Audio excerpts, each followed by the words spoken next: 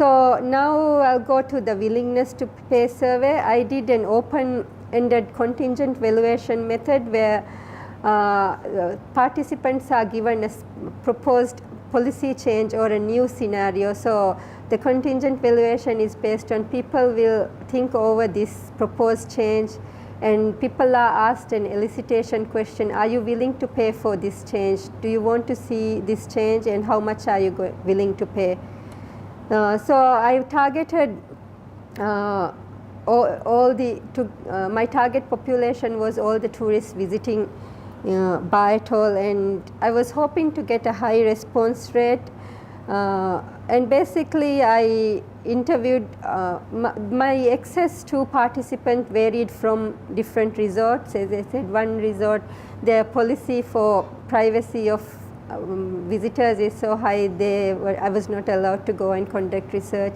In some resorts they would allow me only to stay in the lobby and meet people who are only there. In other resorts they were more open. They would send out mails to people saying I was there and they could come and participate in the research. So because of that I had to use whatever method was available, how much access I was given to recruit participants. So I did two methods: an in-person survey where I actually met the people, and also I distributed questionnaires to be filled by participants and it would be mailed back to me. So this was again, the two methods were used so I could increase my sample size. So these are the response rates from my in-person survey and my mail survey. And you can see it was quite a low response rate, but this is for contingent valuations surveys. The literature says it's typically around this size, and surveys, it's hard to recruit people. So the CV questionnaire structure, part A was about asking the participants about their visit to Ba Atoll, whether I wanted to find out what amenities they enjoyed, whether they went for snorkeling, if they did diving. And part B is where I gave them information about the new management scenario, about the situation.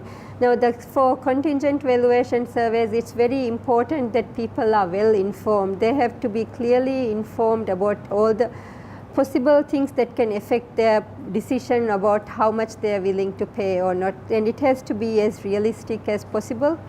So the part B is very important. And after giving them information, I asked them just a question on how much are they willing to pay. And I'll come to the actual elicitation questions. I used two questions. I'll come to that later. And the last was just the general demographics, so I could do some correlations and regressions to find out how their demographics affected their willingness to pay. So information first, I gave them, these are some cards I had used during my survey to show people. And this actually shows a map of Ba Atoll, and I'm not sure it's visible here, but there are red dots which show the dive sites. So the reason I wanted to show them is that Digaliha is not the only dive site in Ba Atoll. There are many dive sites equally good. So it's part of informing that they have opportunity to visit other areas. Now the willingness to pay question may actually be relevant here at this point. So I'll talk a little bit about, but the details are coming. I asked two willingness to pay questions. One was a one-off conservation fee which everyone who visited Ba Atoll has to pay, whether they visited Digaliha or not. So everyone has to pay. And the other was for divers only. So if they were going to visit Digaliha as a user fee, how much are they willing to pay? So that's why, so if by showing this card I can show them if they didn't want to pay, they have so many other sites which are available, they can go. And I had to remind them that they have they're paying for other things as well, and just to keep them realistic about the amount they were going to pay, say when I asked the questions. So card 2 was a general, just to show them what kind of marine life can be found in Ba Atoll. And all this was from my interviews with people, the dive schools. I asked them what kind of marine life there were. So these are from what I have, the information I got from dive schools. And then another card which is now coming specific to Digaliha. So I had, this is a map of Digaliha from one of the dive school websites. And I showed where from what kind of corals there were, and on this side this is what kind of other marine animals that you could see in Digaliha. And then I showed them another card which showed what activities were allowed and which wasn't in Digaliha. And many people were actually asking, can you dump rubbish? Do people actually dump rubbish in? So the tourists were quite surprised by this bee actually being there. I think they don't know Maldivians very well. And then the current management. So there were no marker buoys to show this is a protected area. There are no mooring buoys for the boats that come, no wardens to enforce regulations, and there's no monitoring. So I used these keys actually for the next. So this is my improved management which I was proposing. So set up the enforcement office, hire wardens, equipment, motorboat for patrolling. So marker buoy to identify site, more buoys for boats to anchor, appropriate signs to show which activities were allowed, which weren't, start annual monitoring, increase diver education on good practices, set and impose fine systems. So this is the proposed one. And then I showed them these are, if I enforce those, this is the expected changes in Digaliha. So this is the enforcement mechanism here, and you can see there is increases. I'll just put another to show the two cards together. This is currently, so I have said if there was one shark, it will double by enforcing. Now this is these changes, there is no, I had said earlier there's no monitoring. So this was, I got this by looking at other studies done in marine protected areas. Actually some meta-analysis which looks at a lot of marine protected areas, and from that study they talk about what percent of increase they would expect to get by actually implementing. So this is, I was just borrowing from other studies and saying this is expected. So given this change, to see this change, how much are you willing to? Okay, one other information I asked them, I told them was the proposed trust fund. So if people were paying for improved management, in my scenario which I gave, I told them that this will go to a trust fund which had trustees made up from the local community, fishermen, resort owners, government. So very good on paper.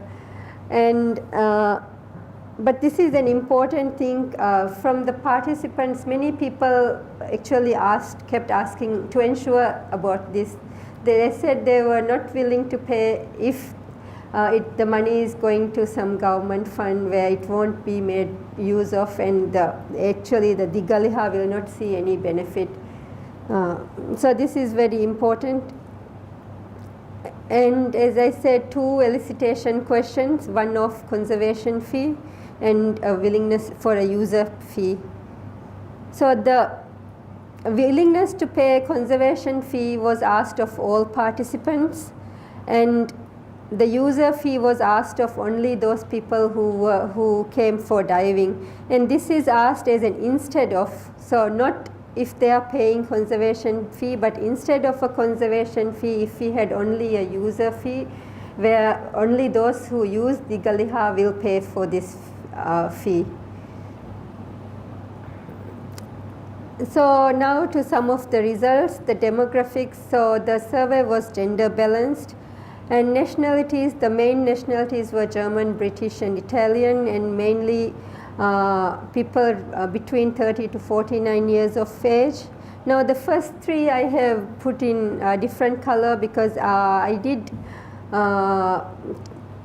looked at some demographics available for Bayh-et-al from immigration statistics to see if my sample was representative, and it showed that my sample was well representative for these three variables, and it representative of those actually came to Bayh-et-al for that year.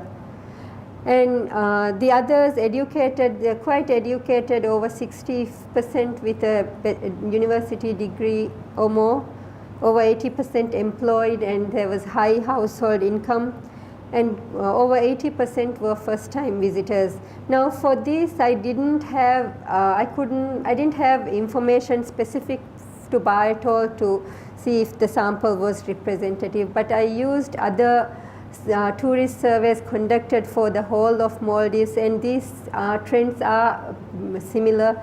The people visiting Maldives are quite educated, have high household incomes, employed, and quite a lot are first-time visitors. So I used many other surveys to find if this was a reasonable picture. So some of the attributes I used were visits to Bayh-et-al. So whether they were user meaning they dive, so the user will dive at Digaliha, and the diving experience, how experienced they were, reef health and threats, so how much were they aware of the threats to reefs. And environmental concern, I had some questions about their behavior, like if they volunteered for environmental work, did they donate to environmental work, so some things like that to find out what in terms of their environmental concerns. So users and non-users, users were mainly Germans and non-users were mainly British. So non-users were older, and both groups were highly educated, but the percentage of users with a university degree was more in the non-users. And also the percentage of respondents not employed was higher for non-users, and the household income of non-users is more compared to users. Now the willingness to pay estimates. As I said, I used a willingness to pay conservation fee and as well as an user fee. And I had done two types of surveys, in-person interviews and as well as a mail survey. So I did some statistical tests to see if there was any significant difference in the means obtained from the two methods, and I found they were not statistically significant. So I grouped the two together, and in my later analysis I used the responses from both types of surveys together. And there was quite a considerable zero bids for the in-person interviews and willingness to pay user fees. So zero bids are where people will say they're not willing to pay. Now, and I had a follow-up question for each. If they were not willing to pay, why? What were their reasons? So this question helps me to differentiate between actual true bids, true zeros, and protest bids. Now protest, so some people may actually not be willing to pay at all. They just, maybe they don't care or they don't think it's any use. But some people may want to, but they protest about something about the scenario. Maybe they might say, even if I do give, how do I know that this will be actually used for what you have said? So because I'm not sure, I'm not willing to pay. Or maybe I have many, I want to pay, but I have so many other things I want to spend on that I'm not financially able to. So this helped me differentiate the true zeros and the protest bids. And some of the reasons for the protest bids, so for conservation fee, other groups such as the government, resorts, divers or fishermen should pay. So why should we, the tourists who come, pay? Those who get the benefit should be paying. So this is a protest of who should be paying. They think somebody else should be paying. So for user fee, other people including non-divers and resort operation contribute to destruction of reefs. And the cost of diving is very high in the Maldives, so why should we pay an additional fee? We are not directly contributing to the destruction. So many possible reasons. And here are my two willingness to pay estimates. This is for the conservation fee. And this is with the protest bid. So if I include, so I could either remove the protest bids because they are not true zeros, or I could keep them. So just to be, for my estimates to be conservative, I actually used with the protest bids. So I assumed even the protest bids are true zeros. So I would have a lower, more conservative figure. So with the protest bids, people were willing to pay an average of $35. Without the protest bids, that figure goes up to $40. For user fee, with protest bids, users were willing to pay about $14, and without protest bids, the average is about $20.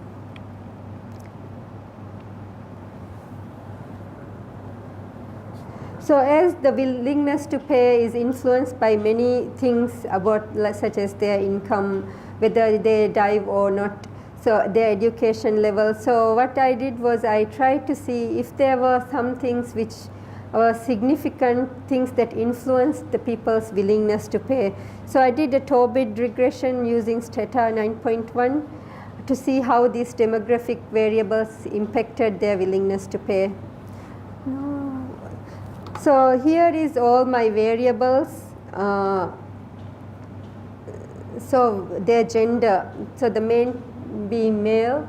So if whether they were German or not, whether they were British or not, Italian or not. So other means other nationalities, did their age, so if they were below 30 years, if they were between 30 to 50 years, whether they were employed or not. Their income, so I had medium income, high income, and also I tried to see if there was a significance on the way I actually conducted, whether it was from mail surveys or in-person interviews. And these are the coefficients. The positive values indicate that they are willing to pay. The negative values indicate they are not willing to pay. And one asterisk, is it clear here? Okay, here. Here you can see double asterisk that it's significant, the finding is significant at 5%, one asterisk means at 10% confidence level. So here it means that if you were a German tourist, you are very, with the 5% confidence interval, you are willing to pay. And if you are male with a 10% confidence interval, you are more likely to pay. And other nationalities, so only for the conservation fee what was significant was the gender, if you're male, if you're German, if you're British, and other nationalities. And those with a medium income were, so that was significant. And the mail survey itself was also significant. And for the user fee, only the age groups and the high income people, that was significant.